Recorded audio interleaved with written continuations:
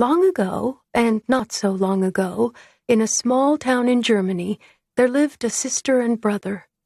As children, she'd been called Gretel, and he'd been called Hansel, and they'd had a horrific experience with a witch and a house made of gingerbread. So horrific, in fact, that the girl had grown to hate being addressed as Gretel.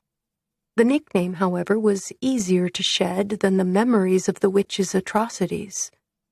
13 years had passed since the girl, her brother, and their father had moved from the woodcutter's cottage to a big brick house on the edge of Eschlensdorf.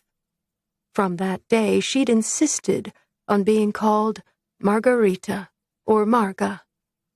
It mattered little, for she kept no company apart from Hansel and Papa. She'd been polite, pious, and fashionably garbed, yet no one had offered her an ounce of friendship, for the townsfolk had heard things about the Holtzfellers' tales that painted Hansel as a victim and Marga as a willing accomplice to the evil witch of the wood. Their neighbors enjoyed embellishing the stories with lurid details. It was an amusing way to pass the time as they lingered among the produce stalls on slow market days, or hung out clothes in adjacent gardens. 2 days after Marga's 21st birthday, she hurried along Friedrichstrasse, careful to stay in the shadows. A fat cloud skidded across the pale yellow moon. With a loud click, the hands of the clock on the church bell's tower shifted closer to 12. Midnight had crept up on her. She'd meant to be home by now, and would have been, had she not been forced to take a detour to avoid being seen by the town's busybody midwife.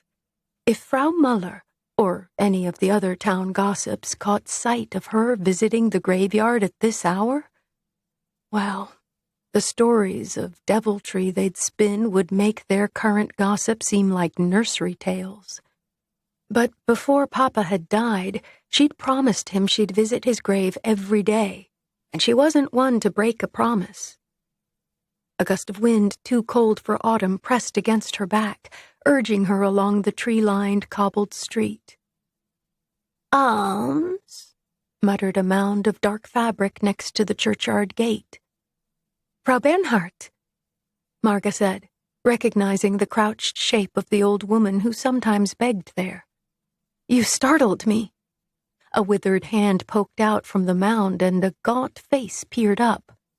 "Alms?" "Sorry, I have no coins with me tonight." Marga stooped down beside the woman and held her cold, bony hand for a moment. "Come by the house in the morning, and I'll have something for you. Sausages, at least." The wind whipped around them. Frau Bernhardt coughed and wheezed.